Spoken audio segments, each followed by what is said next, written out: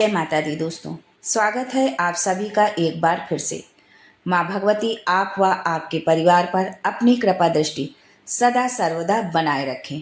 दोस्तों, यदि आप अपनी सभ्यता, संस्कृति, तीज त्योहार, धार्मिक जानकारी, वास्तु एवं ज्योतिष संबंधित उपायों के बारे में जानना चाहते हैं तो चैनल को सब्सक्राइब जरूर करिएगा।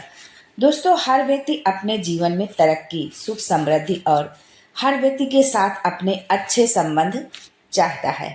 हालांकि कई बार अनेक प्रयासों के बावजूद दुख और परेशानियां हमारे जीवन पर हावी हो जाती हैं। वास्तुशास्त्र के अनुसार इन परेशानियों का कारण कई बार हमारे आसपास के परिवेश और घर के संरचना के पीछे छिपा होता है। वास्तुशास्त्र प्रकृति की 5 चीजों को सही स्थिति में रखने का तरीका है, जो पॉजिटिव एनर्जी को अपनी ओर आकर्षित करने के लिए और अपने आसपास के वातावरण को व्यवस्थित करने में महत्वपूर्ण भूमिका अदा करता है, जो हमारे जीवन में सुख, समृद्धि और खुशियां लाने की क्षमता रखता है। तो आइए जानते हैं आज के वीडियो में महत्वपूर्ण वास्तु टिप्स। लेकिन इससे पहले आपसे रिक्वेस्ट करती हूँ कि वीडियो को लाइक करिएगा, दोस्तों को शेयर कर दीजिएगा और अगर आपने अभी तक चैनल को सब्सक्राइब नहीं किया है तो चैनल को सब्सक्राइब करके बेल आइकन जरूर दबाइएगा। दोस्तों, घर के एंट्रेंस पर तुलसी का पौधा जरूर रखें, क्योंकि तुलसी का पौधा भगवान विष्णु से संबंधित है और भगवान विष्णु का संबंध माँ लक्ष्मी से है। और इसके अलावा इसके कई औषधीय फायदे भी हैं। ये निगेटिव एनर्जी को अवशोषित करके पॉजिटिव एनर्जी को बढ़ाता है। तुलसी के पौधे को घर के पूर्व दिशा में रखना चाहिए। इसके अलावा इसे उत्तर या उत्तर पूर्व दिशा में खिड़की के पास आप रख सकते हैं। दोस्तों, उत्तर दिशा में सिर रखकर नहीं सोना चाहिए। उत्तर दिशा में सिर रखकर सोने से रात को बुरे सपने आते हैं, डरावने सपने आते हैं, जिसकी वजह से नींद खराब होती है और भय भी लगता है। इससे रक्त विकार जैसी समस्याओं का सामना करना पड़ता है।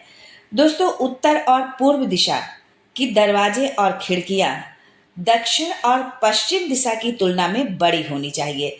दक्षिण और पश्चिम दिशा में खिड़कियां जो है, यदि आप नए घर का आप निर्माण कर रहे हैं तो दक्षिण और पश्चिम दिशा में आप खिड़कियां ना बनवाएं। दोस्तों, दीवार पर हमेशा चलती हुई घड़ी लगानी चाहिए।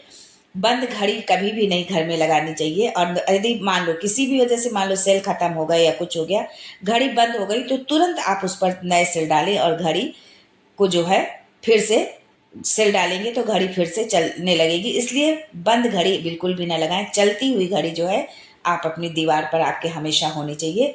पूर्व, पश्चिम और उत्तर दिशा में जो है लगाना चाहिए। घड़ी आपको इन दिशाओं में लगाना चाहिए, पूर्व में, पश्चिम में और उत्तर दिशा में।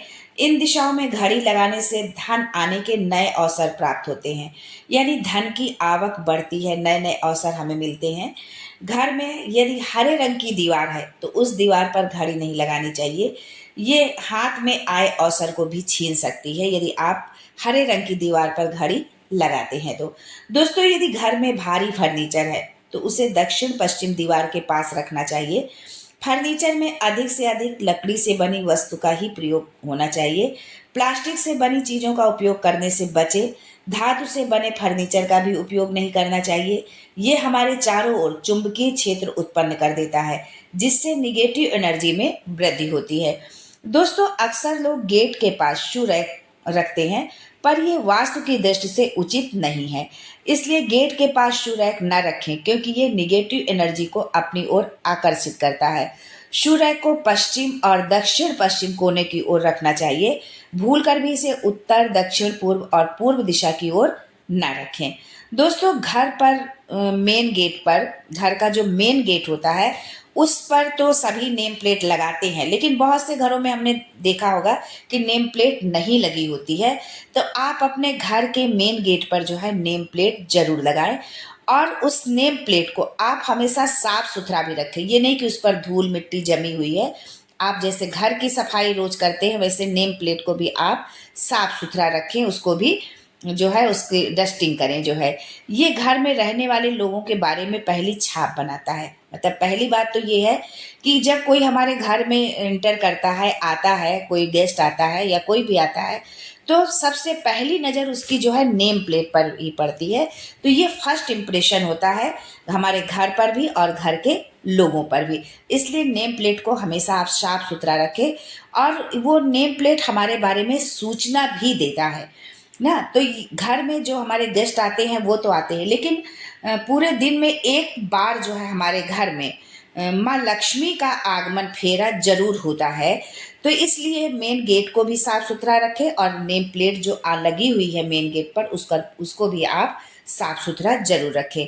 दोस्तों, मेन गेट से ही लोग घर के अंदर प्रवेश करते हैं। इसके साथ ही साथ तरह तरह की ऊर्जा भी इसी रास्ते से होकर घर के अंदर प्रवेश करती है।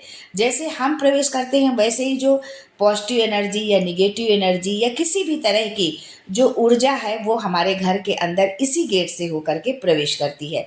घर में लगे बाकी दरवाजों की तुलना में घर का मेन गेट जो है बड़ा बनवाना चाहिए, बड़ा होना चाहिए। यदि लकड़ी का बना हुआ मेन गेट है तो वो बहुत ही अच्छा है। आप कोशिश करें कि आपका मेन गेट जो है वो लकड़ी का ही बना हुआ हो। या उत्तर पूर्व या पश्चिम दिशा में ये इस गेट को बनाना चाहिए। यानी घर का जो एंट्रेंस का जो दरवाजा हो, जो मेन गेट हो, वो या तो उत्तर दिशा की ओर हो, या उत्तर पूर्व में हो, या पश्चिम दिशा में होना चाहिए। घर के सेंटर में यानी घर के बीचों बीच में कोई भी पिलर नहीं होना चाहिए, सीढ़ियाँ नहीं बनी होनी चाहिए। जो है भूल कर भी आपको ये पिलर और सीढ़ियाँ नहीं बनाना है घर के सेंटर में, क्योंकि इसकी वजह से धन हानि हो सकती है और घर में कलह क्लेश भी उत्पन्न रहता है, घर में शांति नहीं रहती है। घर के दक्षिण पश्चिम दीवार को उत्तर या पूर्व की दीवार की तुलना में बड़ा और मोटा होना चाहिए।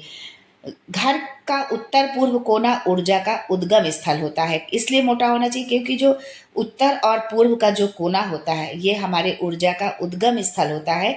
इसलिए जो है दक्षिण पश्चिम दीवार को उत्तर या पूर्व की दीवार की तुलना में बड़ा और मोटा होना चाहिए। आज के लिए बस इतना ही दोस्तों, मिलते हैं अगले वीडियो में एक नई जानकारी के साथ। तब तक के लिए goodbye and thanks for watching my video.